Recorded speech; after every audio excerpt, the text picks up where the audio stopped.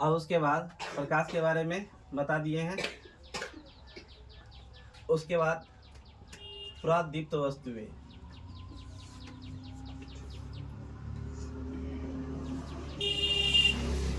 प्रदीप्त वस्तुएं, अप्रदीप्त वस्तुएं। ठीक है। तो प्रदीप्त वस्तुएं किसे कहते हैं? वे वस्तुएं जिससे प्रकाश उत्सर्जित होता है, यानी प्रकाश निकलता है। ठीक है, जिससे प्रकाश निकलता है। ठीक है, वे वस्तुएं जिससे प्रकाश नहीं निकलता है।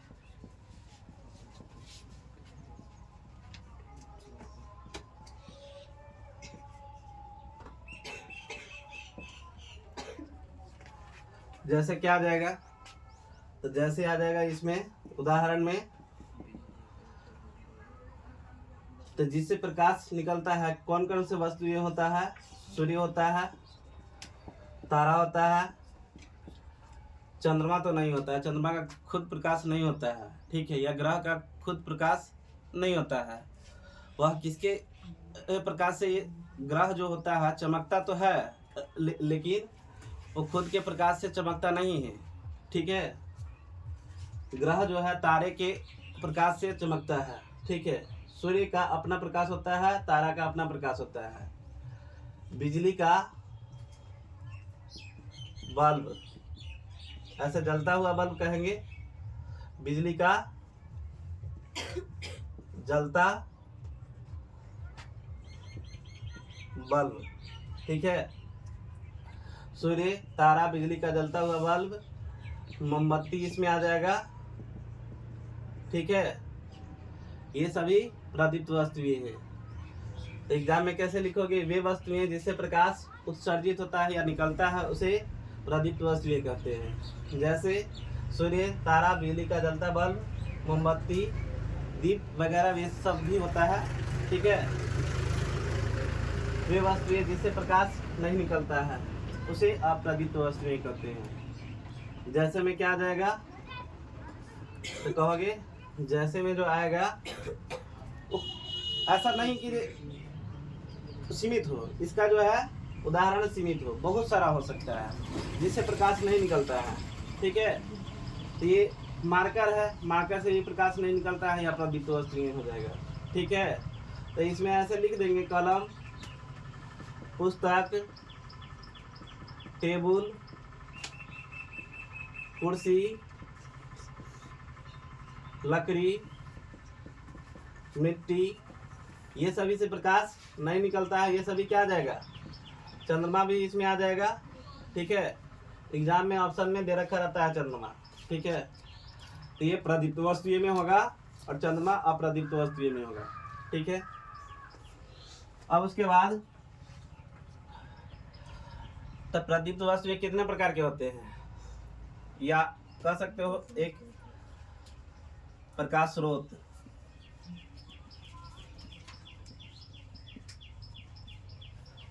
प्रकाश स्रोत। ठीक है, तो वे वस्तुएं जिससे प्रकाश निकलता है उस वस्तु, तो उसका प्रकाश स्रोत क्या हो जाएगा? जैसे क्या कहते हैं, अब यहीं पे हम किसी चीज का ऐसे क्या कर रहे हैं, प्रकाश ले रहे हैं, तो किसके द्वारा? या तो बिजली के बल्ब से हम प्रकाश ले रहे हैं यहाँ पे। ठीक है, बिजली का बल्ब से हम प्रकाश ले रहे हैं, या तो सूर्य का रोशनी, सूर्य से हम प्रकाश ले रहे हैं। ठीक है, तो बिजली के बल्ब को हम क्या कहेंगे? प्रकाश स्रोत कहेंगे। सूर्य को क्या कहेंगे? प्रकाश स्रोत कहेंगे। ठीक है, तो जिससे हम क्या करते हैं, प्रकाश प्राप्त करते हैं, उसे उस वस्तु को प्रकाश स्रोत कहते हैं। ये दो प्रकार के होते हैं, एक होता है प्राकृतिक प्रकाश स्रोत,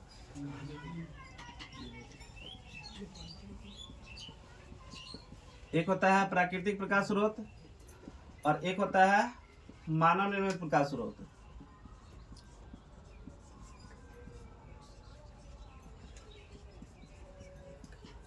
ठीक है, तो प्रकाश स्रोत कितने प्रकार के? 2 प्रकार के, प्राकृतिक प्रकाश स्रोत, मानव निर्मित प्रकाश स्रोत। तो प्राकृतिक प्रकाश स्रोत जो होता है ना, प्रकृति में खुद ब खुद उपलब्ध होता है, ठीक है, उसमें मनुष्य का कोई योगदान नहीं होता है। जैसे हो जाता है सूर्य, ठीक है, इसमें मनुष्य का कोई योगदान नहीं है। तारा, ठीक है, सूर्य तथा तारा जो है प्राकृतिक प्रकाश स्रोत है, नहीं कहते हो कि ये भगवान का दिया हुआ है, ये प्रकृति में खुद ब खुद उपलब्ध है, इसमें मनुष्य का कोई योगदान नहीं है। लेकिन मानव निर्मित प्रकाश स्रोत में क्या होता है? मनुष्य का योगदान होता है, उसके बनाने में, या क्या कहते हैं, उसका क्या कहते हैं, खोज करने में मनुष्य का योगदान होता है। जैसे मोमबत्ती हो गया, बिजली का बल्ब हो गया,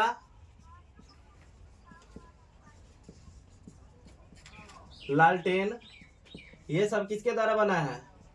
तो मनुष्य के द्वारा बना है, इसलिए इसको कहेंगे मानव निर्मित प्रकाश स्रोत। मोमबत्ती, बिजली का बल्ब, लालटेन इत्यादि।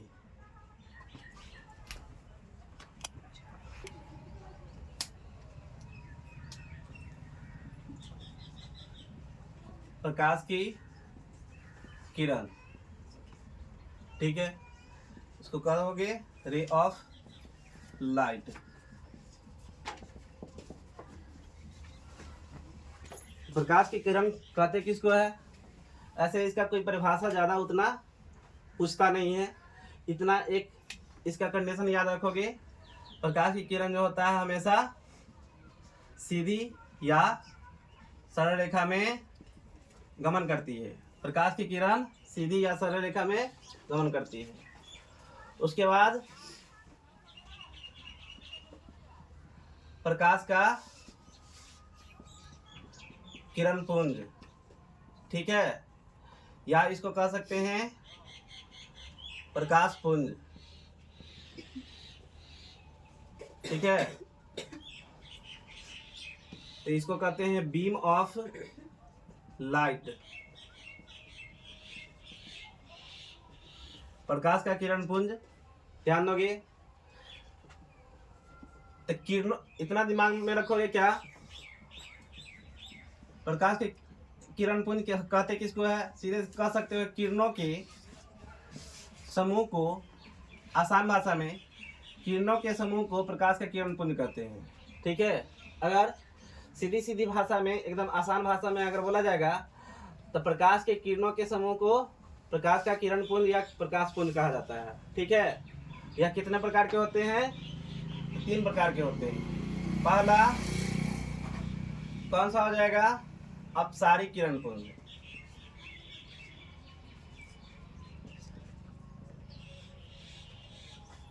दूसरा समांतर किरण पुंज।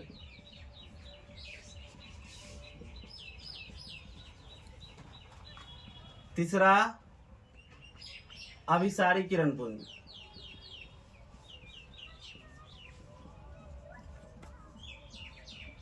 ठीक है।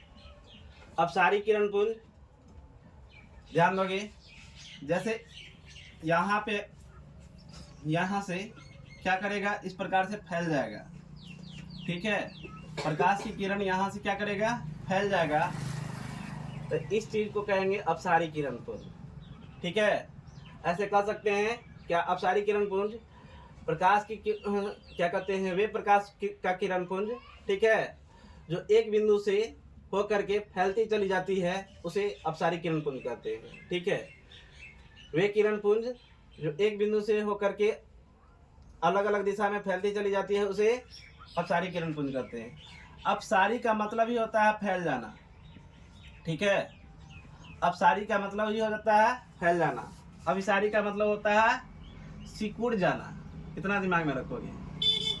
अभिसारी का मतलब होता है सिकुड़ जाना। समांतर, तो समांतर रेखा तो जानबे करते हो कि हमेशा इसके बीच की दूरी क्या होती है, बराबर होती है, ठीक है। इसके बीच की दूरी हमेशा बराबर होती है, ये एक दूसरे को कभी प्रतिच्छेदित नहीं करती है, ठीक है। ये एक दूसरे को कभी प्रतिच्छेदित नहीं करती है। तो अपसारी किरण पुंज क्या होता है, यहाँ से अनेक जगह फैलती चली जाती है, ठीक है। इसे अपसारी किरण पुंज कहते हैं। समांतर किरण पुंज में ये समांतर रेखा में गमन करती है, ठीक है, ये समांतर रेखा में गमन करती है, जो कभी भी एक दूसरे को प्रतिच्छेदित नहीं करती है। अब इस सारी किरण पुंज में क्या होता है, एक जगह से अनेक जगह से आकर के एक ही बिंदु पर आकर के मिल जाता है। एक ही बिंदु पर आकर के मिल गया तो इसे कहेंगे अभिसारी किरण पुंज, ठीक है। तो अपसारी का मतलब होता है फैल जाना। समांतर किरण पुंज समांतर रेखा में गमन करता है। अभिसारी किरण पुंज अनेक जगह से आकर के एक जगह तक एक बिंदु पर आकर के मिल जाना अभिसारी किरण पुंज कहलाएगा, ठीक है। तो ये किरण पुंज हो गया।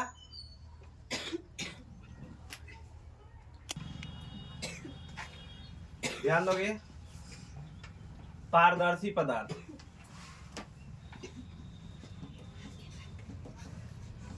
अपारदर्शी पदार्थ,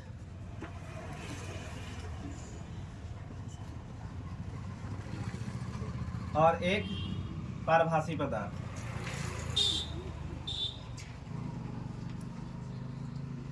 ये ध्यान रखोगे, एग्जाम में इस पे उदाहरण में पूछता है, ठीक है।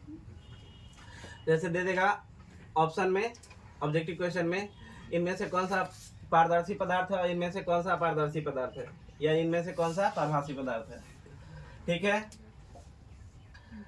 तो इतना दिमाग में रखोगे क्या, जिससे प्रकाश की किरण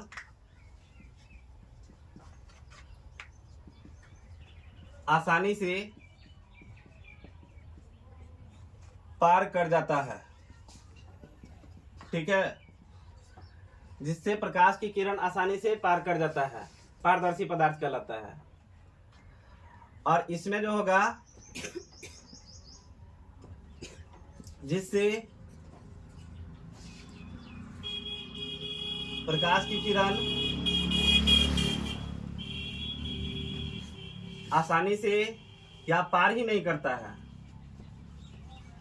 किरण पार नहीं करता है, उसे अपारदर्शी पदार्थ कहते हैं, ठीक है। पारभासी में क्या, तो इसमें जिससे कुछ प्रकाश की किरणें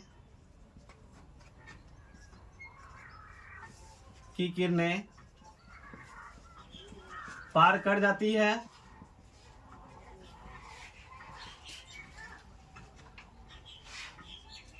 कुछ लौट हो जाती है, तथा कुछ उसमें निहित हो जाती है, ठीक है। निहित का मतलब उसमें कुछ अंश रह जाता है, ठीक है। तो पारभासी पदार्थ इंग्लिश में इसको लिख दे, इसको कहते हैं ट्रांसपेरेंट मटेरियल, ट्रांसपेरेंट मटेरियल, इसको कहते हैं ट्रांसलूसेंट मटेरियल, इसको कहते हैं ओपेक मटेरियल, ठीक है। एग्जाम देने जाते हो वहां पे नहीं कहा जाता है ट्रांसपेरेंट बोतल लाना है, पानी का बोतल लाना है, ठीक है। पानी पीने के लिए ट्रांसपेरेंट क्या कहते हैं, पानी का बोतल लाना है, या पारदर्शी पदार्थ पानी का बोतल लाना है, ठीक है। तो इसमें क्या हो जाएगा, जैसे में आ जाएगा शीशा यानी कांच, ठीक है, या लेंस कह सकते हो, और वायु, जल, ये सभी क्या है, पारदर्शी पदार्थ है। अपारदर्शी पदार्थ में क्या आ जाएगा,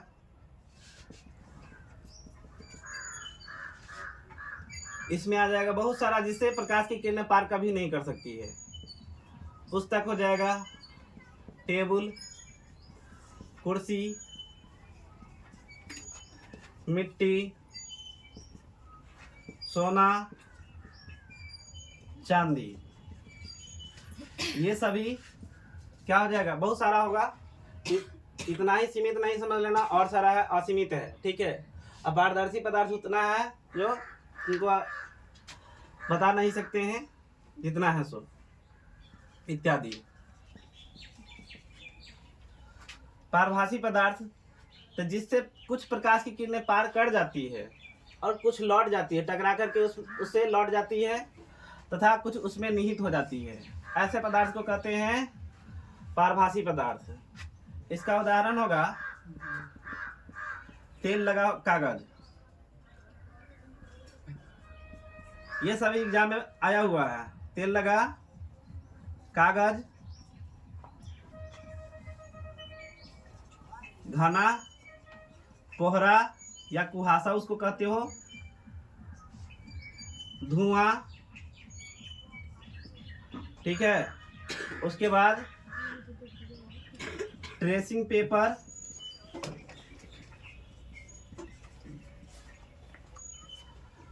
और घिसी हुई कांच, फिर क्या आ जाएगा, चर्म या रक्त, ये सभी क्या है, ये सभी जो है पारभासी पदार्थ है।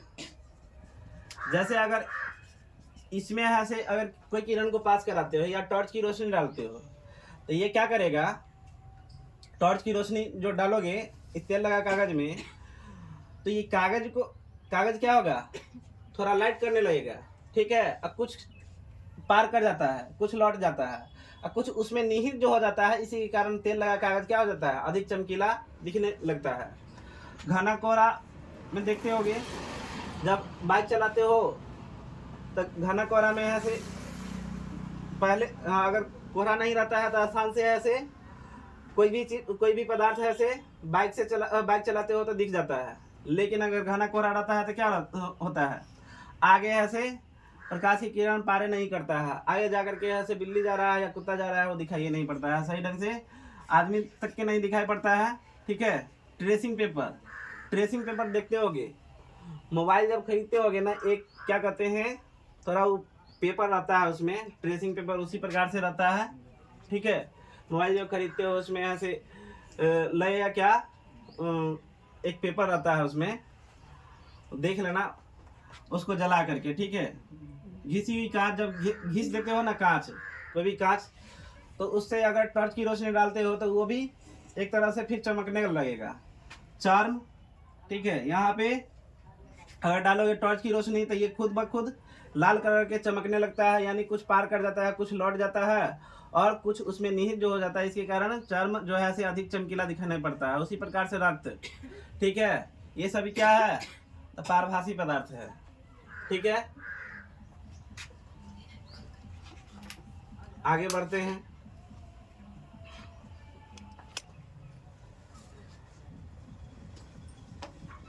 प्रकाश का परावर्तन, ठीक है, जो ये चैप्टर का नाम है, रिफ्लेक्शन ऑफ लाइट, ठीक है। तो प्रकाश का परावर्तन किसमें होता है, यानी ये जो है अपारदर्शी पदार्थ में देखने को मिलता है, ठीक है। अपारदर्शी पदार्थ वैसा कौन सा, जिसका आसानी से परावर्तन हो जाए, जैसे क्या कहते हैं, एक लेंस के पीछे का हिस्सा या कोई भी हिस्सा, लेंस का कोई भी हिस्सा अगर पेंट कर दिया जाता है वो दर्पण बन जाता है, ठीक है। लेंस का कोई भी हिस्सा अगर पेंट कर दिया जाता है, एक तरह से चांदी या पारे से रंजित कर दिया जाता है, यानी पेंट कर दिया जाता है, तो वह अपारदर्शी पदार्थ कहलाएगा, और इसी से प्रकाश के परावर्तन का घटना होता है, ठीक है। तो पहले पढ़ लेते हैं समतल दर्पण, ठीक है। समतल दर्पण, ठीक है, या प्रकाश के परावर्तन को ही जान लो, ये समतल दर्पण में बता देते हैं, ये है समतल दर्पण है। उसके बाद है से ये दर्पण के बारे में पढ़ते हैं। तो यहाँ से एक प्रकार का हम लंब अगर खींच दे तो यही कहलाएगा क्या, अभिलंब। ये कहलाएगा अभिलंब, जिसको कहते हैं इंग्लिश में नॉर्मल। ठीक है, ये जो है इस पर जो है प्रकाश की क्या है, प्रकाश के परावर्तन की घटना हो रही है। इसे ही कहेंगे, इसे ही इधर के तरफ को कहेंगे परावर्तक सतह। ठीक है, परावर्तक सतह। ठीक है, और इस प्रकार से कोई किरण यहाँ से डाली जाती है। ठीक है, कोई प्रकाश की किरण यहाँ से डाली जाती है तो इसको इस प्रकार से रिप्रेजेंट किया जाता है। ठीक है, और यहाँ से ये टकरा करके वापस लौट जाएगा तो इसको कहेंगे आपतित किरण। ठीक है, क्या कहते हैं, परावर्तित किरण इसको कहेंगे, गलत बोल दिए हैं, परावर्तित किरण। ठीक है, इसको बोला जाएगा आपतित किरण। इसी को कहते हैं इंसिडेंट रे।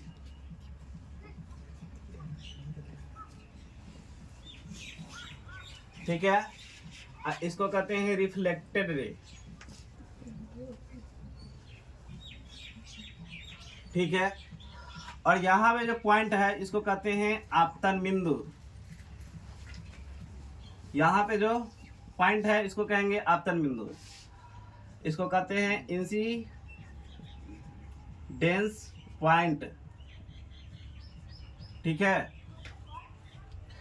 ये समतल दर्पण में प्रकाश के परावर्तन की घटना हो रही है, तो ध्यान दोगे। और ये जो कोण बन रहा है अभिलंब तथा आपतन के बीच, आपतित किरण तथा अभिलंब के बीच जो कोण बन रहा है इसको कहते हैं आई से रिप्रेजेंट किया जाता है, जिसे कहते हैं आपतन कोण। अभिलंब तथा परावर्तित किरण के बीच जो कोण बनता है इसे कहते हैं आर। ठीक है, जिसको कहते हैं परावर्तन कोण। ठीक है, तो प्रकाश का परावर्तन कहते किसको है, एक बार समझा देते हैं, ध्यान दोगे। जब प्रकाश की किरण, ध्यान दोगे, जब प्रकाश की किरण किसी, ये क्या है, समतल दर्पण है, समतल दर्पण है। जब प्रकाश की किरण किसी दर्पण के सतह पर पड़ती है तो वह उसी माध्यम में वापस लौट जाती है। प्रकाश की इसी परिघटना में क्या कहते हैं, प्रकाश का परावर्तन करते हैं। ठीक है, जब प्रकाश की किरण किसी दर्पण के सतह पर पड़ती है, ठीक है, तथा वह फिर उसी माध्यम में वापस लौट जाती है, तो प्रकाश की इसी परिघटना में क्या कहते हैं, प्रकाश का परावर्तन करते हैं। ठीक है, प्रकाश के परावर्तन के कितने नियम होते हैं, 2 नियम होते हैं। कौन कौन, तो आपतित की पहले यही कर देते हैं, यानी आपतन कोण किसके बराबर होता है, आपतन कोण को एंगल आई से रिप्रेजेंट किया जाता है, और ये है परावर्तन कोण, एंगल आर से रिप्रेजेंट किया जाता है। तो प्रकाश के परावर्तन के 2 नियम होते हैं, आपतन कोण बराबर परावर्तन कोण। ठीक है, दूसरा क्या होगा, आपतित किरण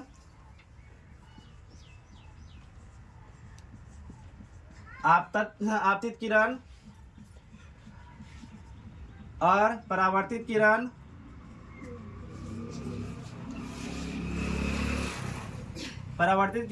तथा आपतन बिंदु पर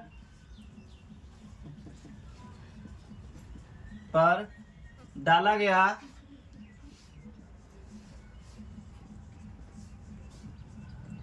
अभिलंब तीनों एक ही तल पर होता है, एक ही तल पर होता है।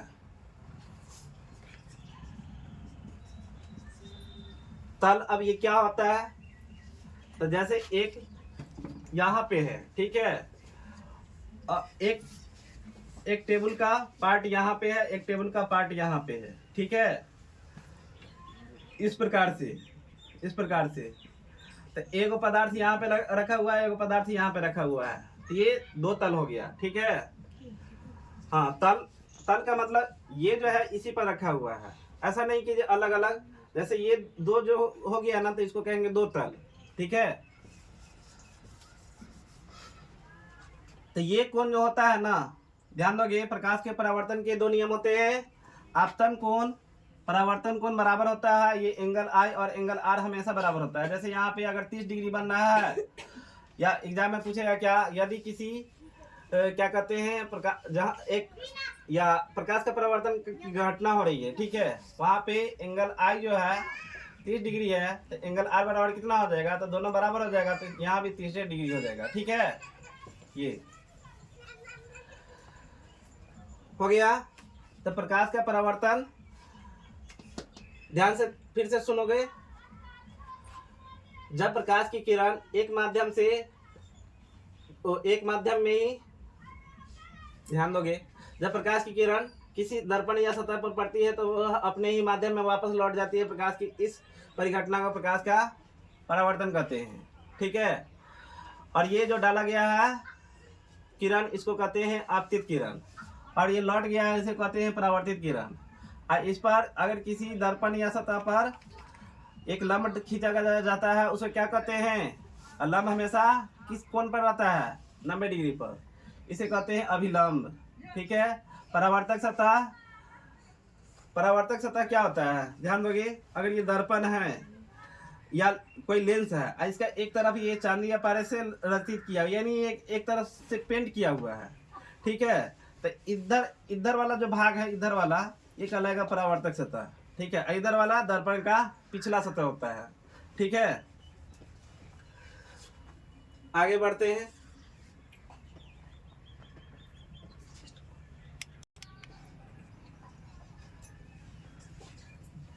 अब चलते हैं दर्पण के बारे में पढ़ते हैं, मिरर। ठीक है, ये मिरर क्या होता है,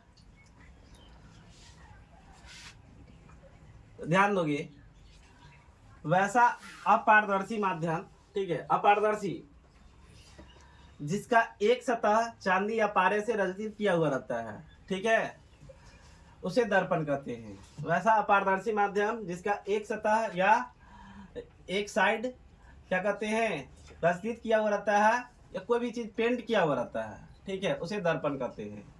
जैसे घर में शीशा देखते हो, आईना देखते होगे, अगर उसको फोड़ करके देखोगे, एक साइड उसका क्या किया रहता है, पेंट किया हुआ रहता है।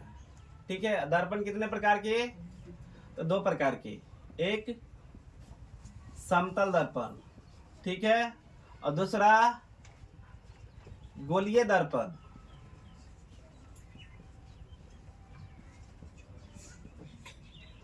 एक दर्पण मुख्यतः 2 प्रकार के, एक समतल दर्पण और दूसरा गोलीय दर्पण। फिर गोलीय दर्पण 2 प्रकार के, एक उत्तल दर्पण और दूसरा अवतल दर्पण। ठीक है, तो समतल दर्पण, जिस दर्पण का परावर्तक सतह समतल हो, पूरा एकदम सपाट हो, ठीक है, उसे कहते हैं समतल दर्पण। ठीक है, जैसे इसका पूरा प्लेन है, चिकना है, तो इसे कहेंगे समतल दर्पण। ठीक है, तो समतल दर्पण के बारे में बताते हैं।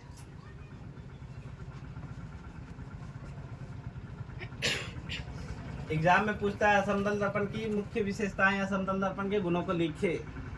ठीक है, ध्यान दोगे, तो मान लेते हैं ये एक समतल दर्पण है। ठीक है, इस समतल दर्पण का ये वाला जो हिस्सा है परावर्तक सतह है, इधर जो है पिछला हिस्सा है। ठीक है, और वस्तु जो रखा जाता है, ध्यान दोगे, वस्तु हमेशा ये परावर्तक सतह के इधर रखा हुआ रहता है। ठीक है, वस्तु जो है दर्पण के सामने रखा रहता है, सामने। ठीक है, और ये जो है जिधर पेंट किया हुआ रहता है, ये दर्पण का पिछला हिस्सा कहलाता है। ठीक है, जैसे अगर घर में आईना ही देखते हो, तो क्या ये पीछे करके देखते होगे ना, ना, उसके आगे ऐसे अपना फेस रखते होगे, तो वही कहलाता है सामने। ठीक है, और जिधर पेंट किया हुआ रहता है वो पीछे हो जाएगा, और वस्तु हमेशा दर्पण के सामने रखा जाता है, यानी परावर्तक सतह जिधर होता है उधर रखा जाता है। ठीक है, तो ध्यान दो, समतल दर्पण की विशेषताएं कुछ बताते हैं या समतल दर्पण के गुण एग्जाम में पूछता है, ध्यान दोगे। जैसे कोई व्यक्ति है खड़ा है, ठीक है, अगर ये 5 किलोमीटर प्रति आवर से के स्पीड से इधर दर्पण के सामने दौड़ रहा है, तो इसका जो इमेज बनेगा यानी प्रतिबिंब बनेगा, ध्यान दोगे, प्रतिबिंब, वो प्रतिबिंब जो है उसको लगेगा क्या, 10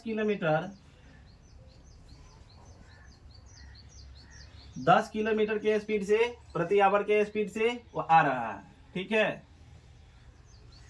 इसमें जो होता है प्रतिबिंब जो होता है, प्रतिबिंब इसमें कैसा बनता है, तो प्रतिबिंब इसमें काल्पनिक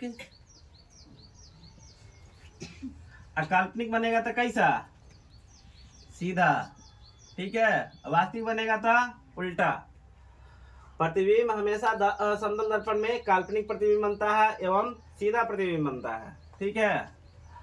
अगर ये आदमी का हाइट जो है 5 फुट है, ठीक है, तो इधर जो अगर क्या कहते हैं, ये भी व्यक्ति का 5 फुट का सेम आकार का प्रतिबिंब बनेगा, ठीक है। अगर कोई व्यक्ति दर्पण के आगे 5 फुट का है तो उस सेम ही डिस्टेंस पर, और डिस्टेंस क्या रहेगा, सेम ही, ठीक है। ये जो डिस्टेंस है वो अगर 10 मीटर की दूरी पर है, 10 मीटर की दूरी पर है, तब प्रतिबिंब भी बनेगा 10 मीटर की डिस्टेंस पर, ठीक है, 10 मीटर की डिस्टेंस पर बनेगा। तो कहा जाता है क्या, ध्यान दोगे, समतल दर्पण में प्रतिबिंब हमेशा काल्पनिक तथा सीधा बनता है, ठीक है, और समतल दर्पण में प्रतिबिंब वस्तु की अपेक्षा बराबर होता है, ठीक है, बराबर ऊंचाई का होता है। लेकिन ये एक थोड़ा डिफरेंस क्या रहता है, अगर ये क्या है, बायां हाथ है, ठीक है, बायां है, और ये क्या है, दायां है, तो इसमें जो हो जाता है वो उल्टा हो जाता है। अगर इसका ये हाथ है बायां, तो इधर वाला बायां हो जाता है, ठीक है, और इधर वाला दायां हो जाता है, यानी बायां दायां उल्टा हो जाता है, चेंजिंग देखने को मिल जाता है। हाइट सेम रहेगा, ठीक है, दोनों का, प्रतिबिंब का और वस्तु का हाइट सेम रहेगा। ये वस्तु है, ठीक है, और ये प्रतिबिंब है। जैसे किसी चीज का फोटो ना बनता है, फोटो कहते हैं प्रतिबिंब, और जो वस्तु है, वस्तु उसको बोलेंगे, या मेरा फोटो होगा कहीं पे, उसको कहेंगे प्रतिबिंब, इमेज, ठीक है। ये हो गया, तो प्रतिबिंब काल्पनिक तथा सीधा बनता है, और ये जितना दर्पण से उतना ही दूरी पर बनेगा जितना वस्तु दर्पण के आगे रखा हुआ रहता है। अगर वस्तु की चाल 5 या क्या कहते हैं, वस्तु की चाल भी हो, ठीक है, वस्तु की चाल भी हो, तो प्रतिबिंब की चाल 2 भी होती है, ठीक है, प्रतिबिंब की चाल दुगुनी हो जाती है, और सब तरह से मतलब समान आकार का होता है, लेकिन पार्श्विक रूप से समतल दर्पण में इमेज जो होता है उल्टा होता है, यानी प्रतिबिंब पार्श्विक रूप से उल्टा होता है, ठीक है।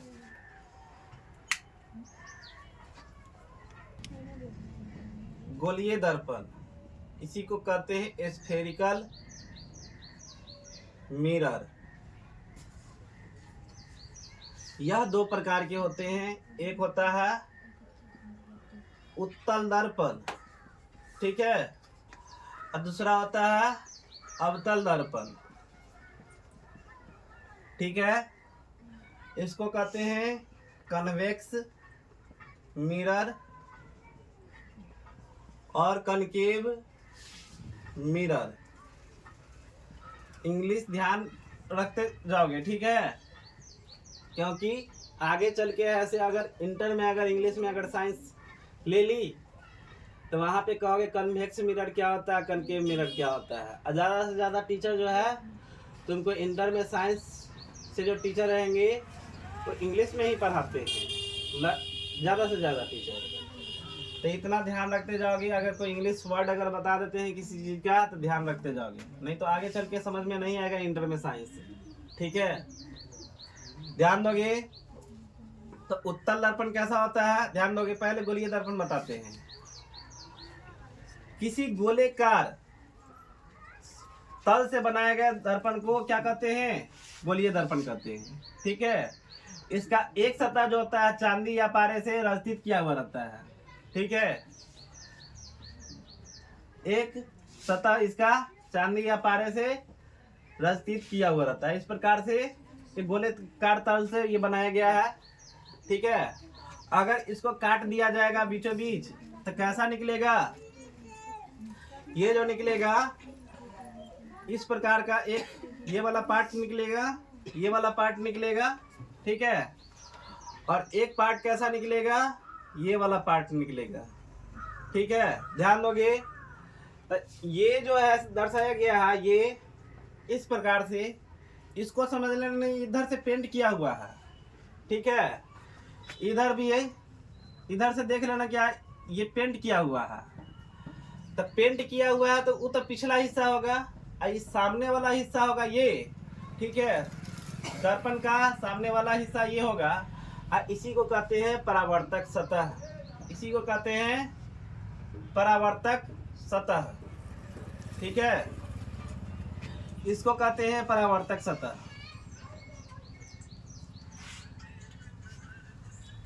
ध्यान दो, ये गड़बड़ फिगर बना दिए हैं अवतल दर्पण का। ये वाला फिगर होगा,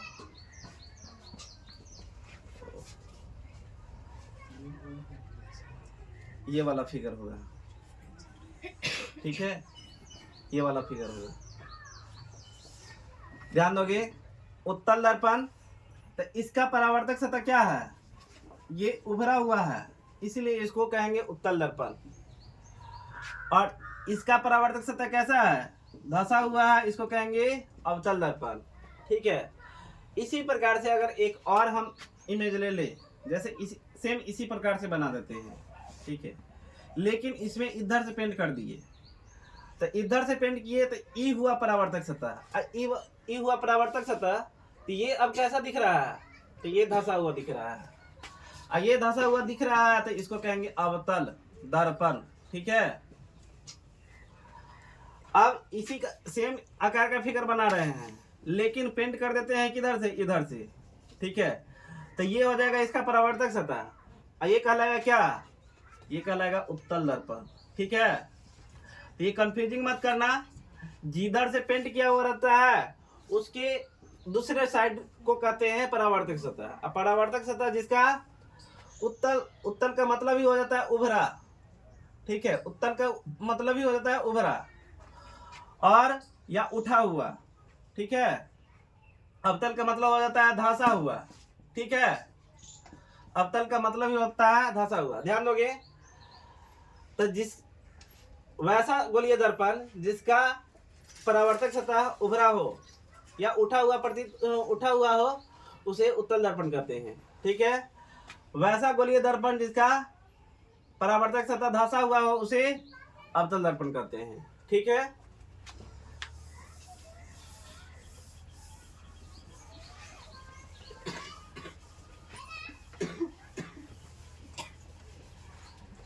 इसमें अब ध्यान दोगे, अगर ये हम लाइन अगर खींच दिए, ठीक है, तो एक गोलीय दर्पण का ये केंद्र है, इसको क्या कहेंगे, वक्रता केंद्र कहेंगे।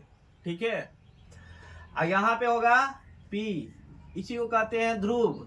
यहाँ भी होगा P, यहाँ पे होगा ध्रुव। ध्यान दोगे, और ये वक्रता केंद्र और ध्रुव के एकदम मिड में, यानी पूरा मध्य बिंदु, पूरा बीचों बीच जो होता है F होता है, यानी इसी को कहते हैं फोकस बिंदु। ठीक है, अगर कोई बोला जाए क्या किसी दर्पण में फोकस की संख्या कितनी होती है, तो किसी दर्पण में फोकस की संख्या एक ही होती है। ये उत्तल दर्पण में या अवतल दर्पण में, ये था अवतल दर्पण है। ध्यान दोगे, इसमें अब कुछ फिगर के साथ समझाते हैं।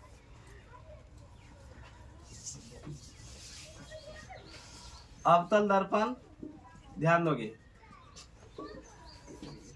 तो ये लाइन जो हम खींच दे रहे हैं, ध्यान दोगे, ये कहलाएगा, इसको कहेंगे मुख्य अक्ष, इसको कहेंगे मुख्य अक्ष। ध्यान दोगे, यहाँ पे होगा वक्रता केंद्र और इधर होगा फोकस बिंदु। ठीक है, ध्यान दोगे, अगर किसी दर्पण में अगर मुख्य अक्ष को परिभाषित करना रहेगा, पूछा जाएगा क्या मुख्य अक्ष किसे कहते हैं, तो कहोगे किसी दर्पण के वक्रता केंद्र तथा ध्रुव को मिलाने वाली, ध्यान दोगे, किसी दर्पण के वक्रता केंद्र तथा ध्रुव को मिलाने वाली रेखा को, सरल रेखा को मुख्य अक्ष कहते हैं। ठीक है, और वक्रता केंद्र किसे कहते हैं,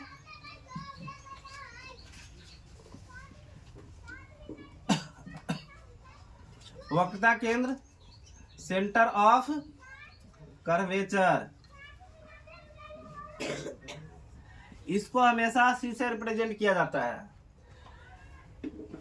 तो कोई दर्पण जो होता है ना, जिस गोलेकार से जो बना होता है, उसके केंद्र को क्या कहते हैं, वक्रता केंद्र कहते हैं। ऐसे सी से रिप्रेजेंट किया जाता है। ठीक है, अब फोकस बिंदु,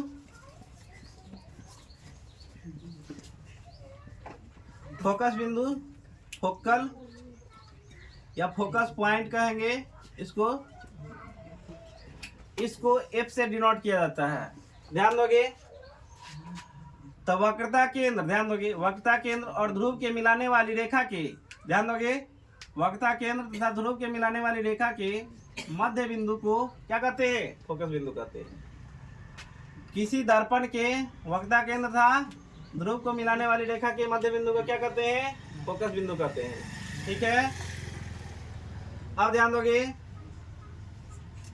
वक्रता त्रिज्या,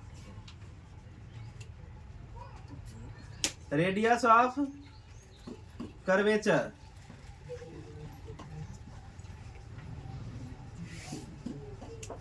ठीक है, और फोकस दूरी, इसी को कहते हैं फोकल डिस्टेंस। ध्यान दोगे, तो वक्रता त्रिज्या कहते हैं किसको है, किसी दर्पण के वक्रता केंद्र तथा ध्रुव के बीच की दूरी को, यानी P के बीच की दूरी को क्या कहते हैं, वक्रता त्रिज्या कहते हैं। ये स्मॉल r से रिप्रेजेंट किया जाता है। ठीक है, ध्यान दोगे, क्यों स्मॉल r से ही, क्योंकि किसी बिंदु को हमेशा ABCD के कैपिटल लेटर से डिनोट किया जाता है, प्रदर्शित किया जाता है। और अगर उसके दूरी को, ठीक है, जैसे अगर एक त्रिभुज ही लेते हैं, ठीक है, एक त्रिभुज लेते हैं, इस सब को स्मॉल लेटर से डिनोट नहीं करेंगे। स्मॉल लेटर से किसको डिनोट करेंगे, ये डिस्टेंस को, दूरी को, इसको इस प्रकार से स्मॉल लेटर से, इसको, इसके बीच की दूरी को, इसके बीच की दूरी को स्मॉल लेटर से डिनोट किया जाता है।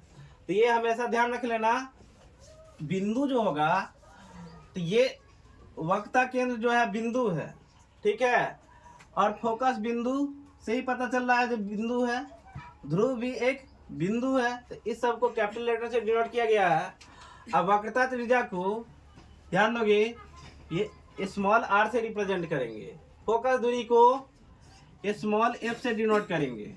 ठीक है, ध्यान दोगे, ये P और C के बीच की दूरी को क्या कहेंगे, वक्रता त्रिज्या कहेंगे। तो कैसे लिखोगे, किसी दर्पण के वक्रता केंद्र तथा ध्रुव के बीच की दूरी को वक्रता केंद्र, वक्रता त्रिज्या कहते हैं। और वक्रता त्रिज्या ये फोकस दूरी की दुगुनी होती है। ठीक है, वक्रता त्रिज्या जो होती है फोकस दूरी की दुगुनी होती है, और फोकस दूरी क्या होती है, वक्रता त्रिज्या की आधी होती है। ठीक है, फोकस दूरी वक्रता त्रिज्या की आधी होती है। तो यहाँ पे कहोगे फोकस दूरी किसी दर्पण के ध्रुव तथा फोकस बिंदु के बीच की दूरी को क्या कहते हैं, फोकस दूरी कहते हैं। ये पी एफ के बीच, और यहाँ भी इतना भी होगा एफ, क्योंकि ये दोनों बराबर होगा, ठीक है, सी एफ और पी एफ बराबर होगा, तो दोनों हो जाएगा एफ एफ, ठीक है। इसको रहने देते हैं, ध्यान दोगे। और भी कुछ बचा हुआ है इसमें? नहीं, आगे का टॉपिक पे चलते हैं।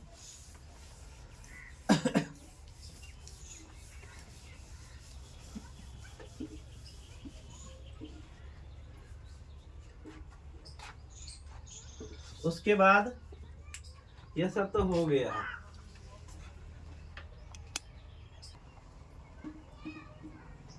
हाँ, ध्यान दोगे। प्रतिबिंब, इसको इंग्लिश में कहते हैं इमेज, ठीक है। प्रतिबिंब कितने प्रकार के? तो 2 प्रकार के। एक होगा वास्तविक, ठीक है, और एक होगा काल्पनिक, या इसको कह सकते हैं आभासी, ठीक है। तो वास्तविक प्रतिबिंब को कहते हैं, न कहते हो, रियल में हम देख करके आए हैं कुछ, तो इसको कहेंगे रियल इमेज, ठीक है, रियल इमेज।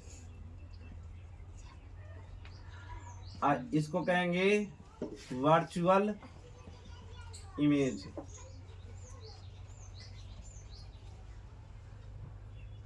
आभासी प्रतिबिंब। तो प्रतिबिंब कैसे बनता है, ध्यान दोगे। जब 2 प्रकाश की किरणें कहीं पे क्या करता है, कटता है, ठीक है।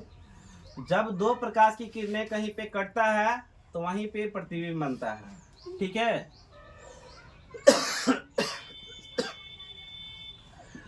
जब 2 प्रकाश की किरणें कहीं पे कटता है वहीं पे प्रतिबिंब बनता है, और एक बनता है वास्तविक प्रतिबिंब और एक बनता है काल्पनिक प्रतिबिंब। तो यहाँ पे वास्तविक में क्या होता है, 2 प्रकाश की किरणें वास्तव में कटता है, वास्तव में ही दिख जाता है, लेकिन काल्पनिक में क्या होता है, प्रतीत होता है। मतलब नहीं कहते हो, क्या कहते हो, यहीं पे कोचिंग में पढ़ रहे हो, बाहर से कोई लड़का खेल रहा है तो क्या कहते हैं, आभास हो रहा है, वास्तव में उसको देख नहीं रहे हो क्या कि वो खेल रहा है, लेकिन तुमको उसका साउंड सुनाई दे रहा है और लग रहा है क्या वो खेल रहा है, यानी आभास हो रहा है। तो उस चीज को हम कहते हैं, आभास जो होता है उसे ही कहते हैं काल्पनिक प्रतिबिंब, ठीक है, ध्यान दोगे। तो ये जो होता है वस्तु की अपेक्षा हमेशा उल्टा होता है, और काल्पनिक प्रतिबिंब कैसा होता है, हमेशा सीधा होता है, ठीक है। तो कभी भी वास्तविक प्रतिबिंब और काल्पनिक प्रतिबिंब में अंतर अगर पूछ देगा तो एक चीज लिखोगे, ये वास्तव में कहीं पे बनता है, ठीक है।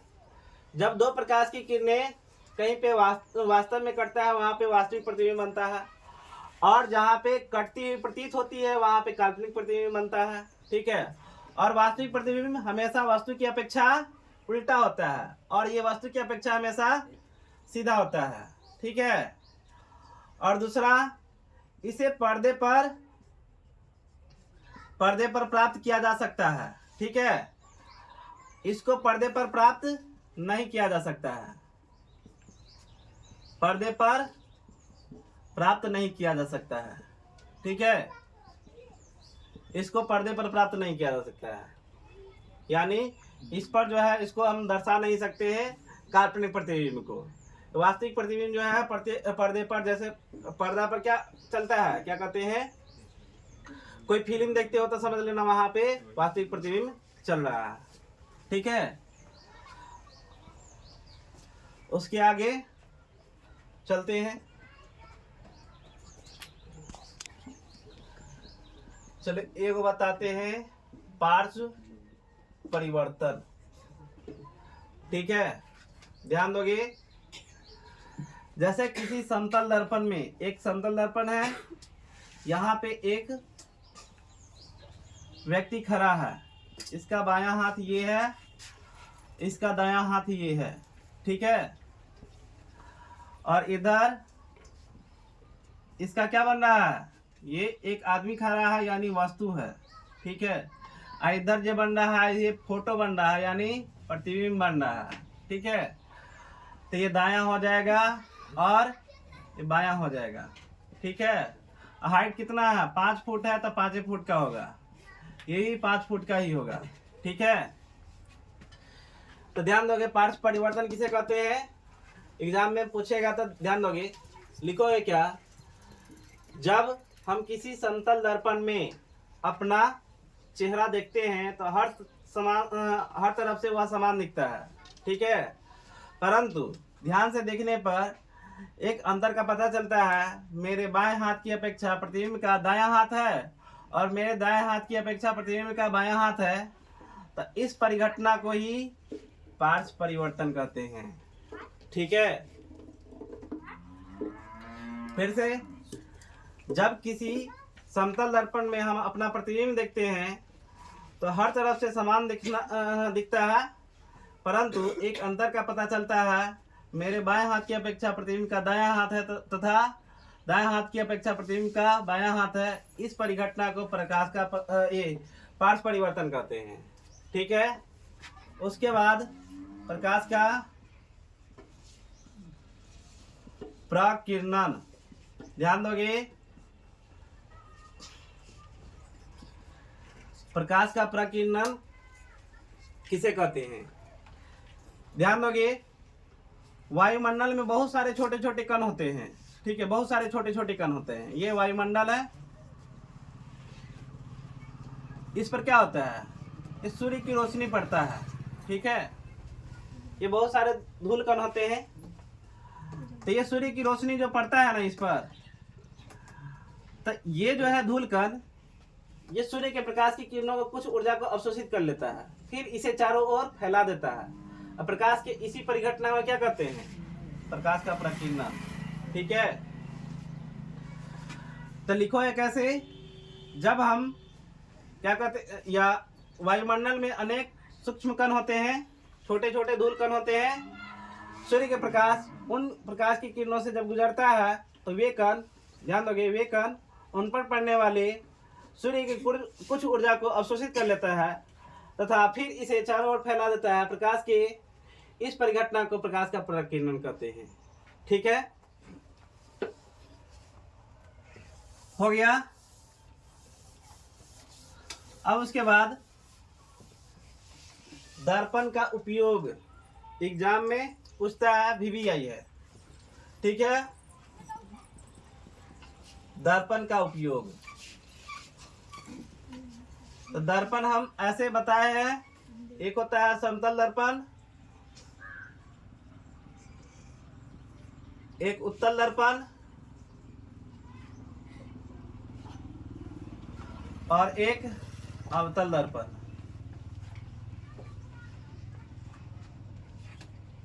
तो ध्यान दोगे, इसका जो उपयोग होता है, समतल दर्पण का उपयोग जो होता है ये आईना में होता है, ठीक है, परिदर्शी में होता है, ठीक है, बहुरूपदर्शी में होता है,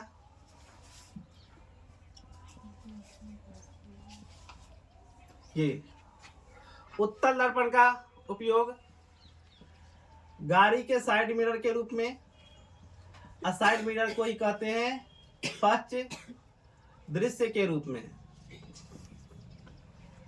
और एक और बताओगे, एक गली में जो कहीं कहीं पे गली में स्ट्रीट लाइट लगा हुआ रहता है, ठीक है, उसमें कौन सा दर्पण का उपयोग किया जाता है, यही गली में जो स्ट्रीट लाइट लगा हुआ रहता है, जैसे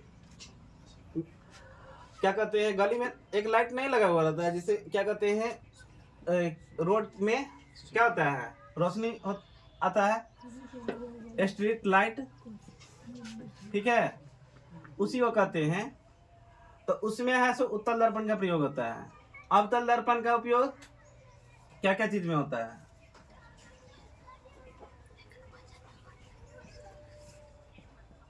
हजामती जो करता है एक नाई जो दर्पण का उपयोग करता है वो कैसा दर्पण का उपयोग करता है?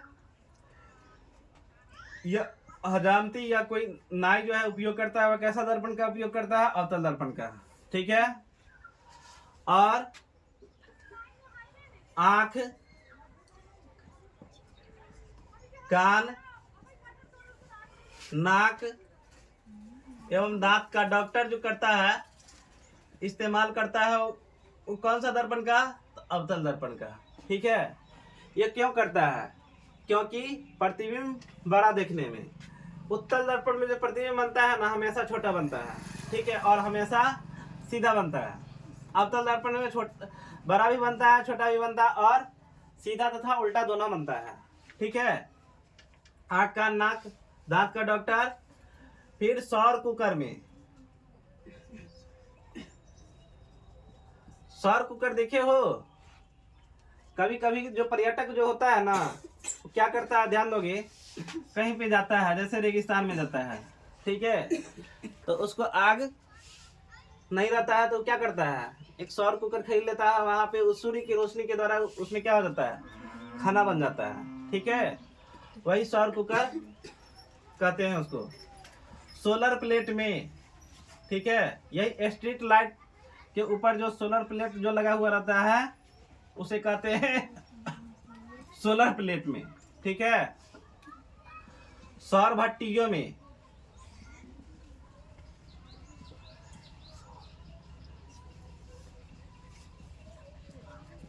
सौर भट्टियों में, ठीक है।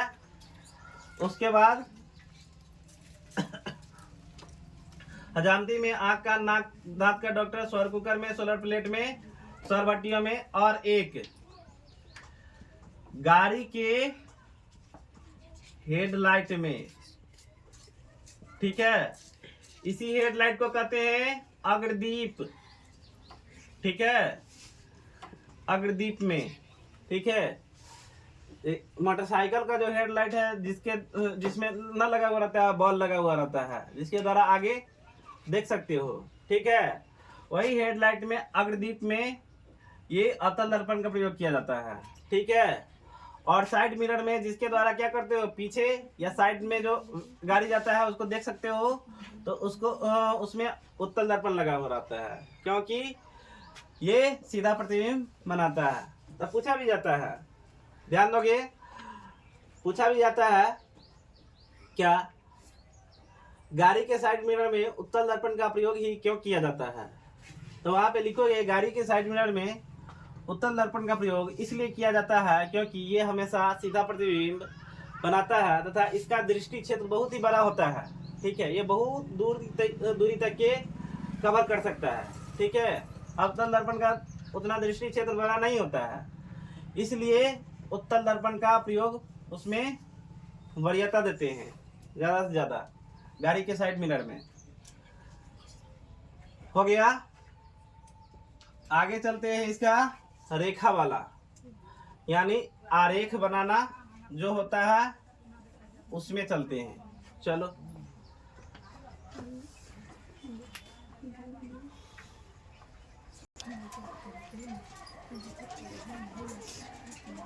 गोलीय दर्पण के लिए किरण आरेख। ठीक है। ये एग्जाम में पूछ देता रहता है 2 नंबर में, ध्यान दोगे, शांत से रहो। पहले मुख्य अक्ष के समांतर आपतित किरण,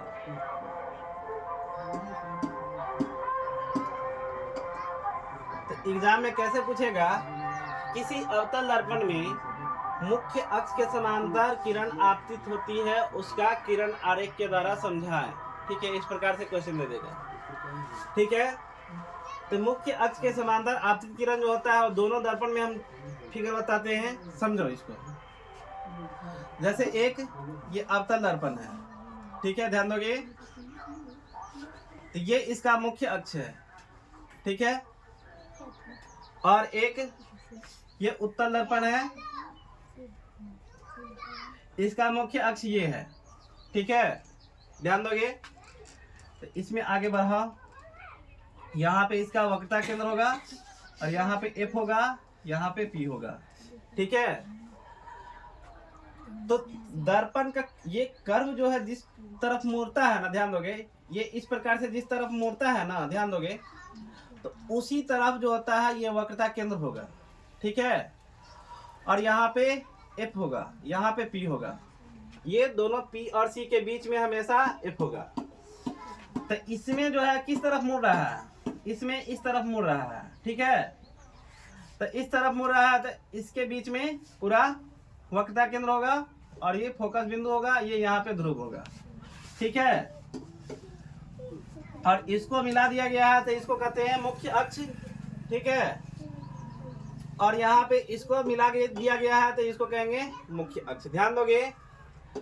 तो बोला है मुख्य अक्ष के समांतर आपतित किरण, ये मुख्य अक्ष है, इसके समांतर आपतित किरण जो होगा, ध्यान दोगे, मुख्य अक्ष के समांतर आपतित किरण को ऐसे दर्शाओगे। आपतित किरण को ऐसे दर्शाया जाता है, तो टकरा करके लौटेगा कहां से, तो लौटेगा ये फोकस से, ठीक है, लौटेगा फोकस से।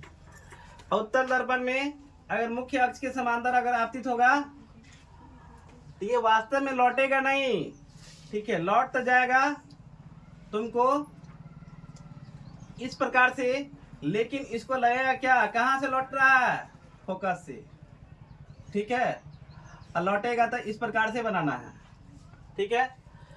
टकरा करके तो लौट जाएगा इधर से, लेकिन उसको लगेगा क्या, कहां से लौट रहा है, तो फोकस बिंदु से, ठीक है। तो ध्यान दोगे मुख्य अक्ष के समांतर आपतित होता है, ध्यान दोगे, किसी गोलीय दर्पण में मुख्य अक्ष के समांतर आपतित होती है तो वह फोकस बिंदु से लौटती है या लौटती हुई प्रतीत होती है। यहाँ पे लौटती है, ये दिख रहा है जो लौटती है, और ये प्रतीत हो रहा है, यहाँ पे डॉट डॉट से रिप्रेजेंट किया जाता है, ठीक है, क्योंकि इसको कहते हैं, ये वाला रेखा को कहते हैं डॉट डॉट से जो दर्शाया जाता है, इसको कहते हैं काल्पनिक रेखा, ठीक है। ये हो गया मुख्य अक्ष के समांतर आपतित किरण। मुख्य अक्ष के समांतर आपतित किरण जो होता है वो हमेशा फोकस बिंदु से लौटती है या लौटती हुई प्रतीत होती है, ठीक है। उत्तल दर्पण में लौटती हुई प्रतीत होती है। ये अवतल दर्पण है, ठीक है, ये अवतल दर्पण है और ये उत्तल दर्पण है, ये उत्तल दर्पण है। इसमें लौटती हुई प्रतीत हो रही है, इसमें लौटती है, वास्तव में लौटती है। उसके बाद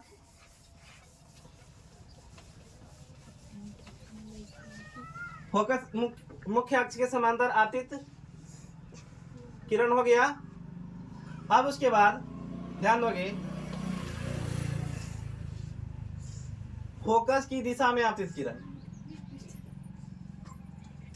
फोकस की दिशा में आपतित किरण। अवतल दर्पण में क्या होगा, ध्यान दोगे, ये अवतल दर्पण है,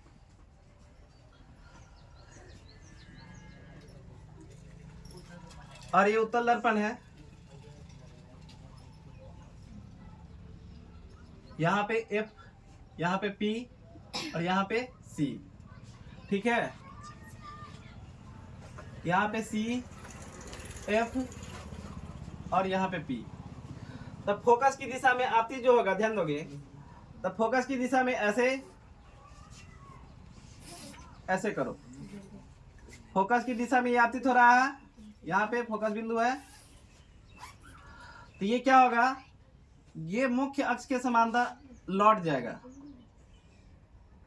मुख्य अक्ष के समांतर ये लौट जाएगा इस प्रकार से। ये इस प्रकार से फोकस की दिशा में आपतित जो होगा, ये मुख्य अक्ष के समांतर ये लौट जाएगा, ठीक है। और इसमें फोकस की दिशा में, ये फोकस है, यहाँ पे फोकस की दिशा में हम एक आपतित किरण डालते हैं, ठीक है, ये फोकस की दिशा में आपतित किरण डालते हैं।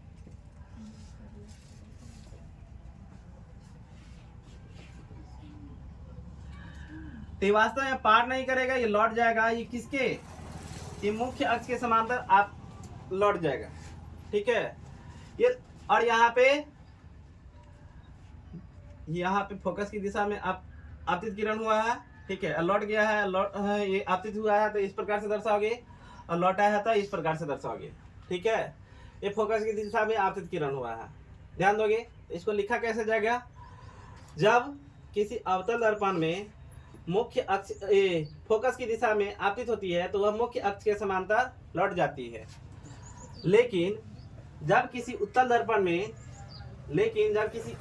में मुख्य फोकस की दिशा में आपतित होती है तो वह किसके तब क्या कहते हैं, मुख्य अक्ष के समांतर लौट जाती है। ठीक है, यहाँ पे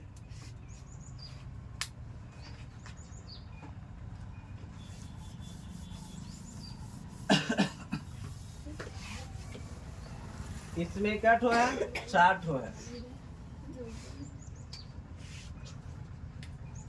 तीसरा, वक्रता केंद्र की दिशा में आपतित किरण। ठीक है, तो अवतल दर्पण इसे बनाते हैं किरण आरेख, और एक उत्तल दर्पण में।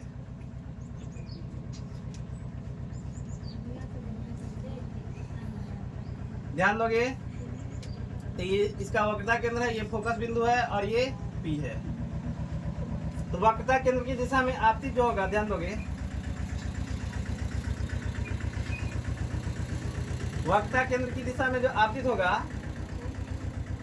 आपतित तो जहां पे होगा, ये वक्रता केंद्र की दिशा में आपतित हो रहा है, इस समान पथ पर वापस लौट जाती है। ठीक है, किसी अवतल दर्पण में वक्रता केंद्र की दिशा में आपतित यदि होगा तो वह समान पथ पर वापस लौट जाती है, ये कंडीशन होता है। और इसमें जो होगा F और ये C, ये वक्रता केंद्र की दिशा में अगर आपतित जो होगा ये पार नहीं करेगा, ऐसे रिप्रेजेंट किया जाएगा। ठीक है, ये सब ये आपतित तो होगा लेकिन ये समान पथ पर वापस लौट जाएगा। ठीक है, ये उत्तल दर्पण में क्या होगा, ये लौटती हुई प्रतीत होगा। ठीक है, यानी कहां से, तो वक्रता केंद्र से लौटता हुआ प्रतीत हो रहा है। यहाँ पे वास्तव में लौट रहा है वक्रता केंद्र से होकर के। ठीक है, उसके बाद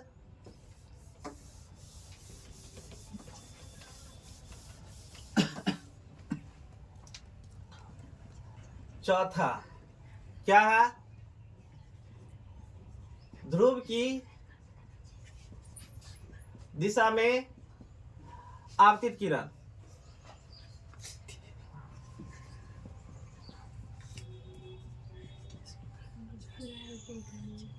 ये एक अवतल दर्पण है,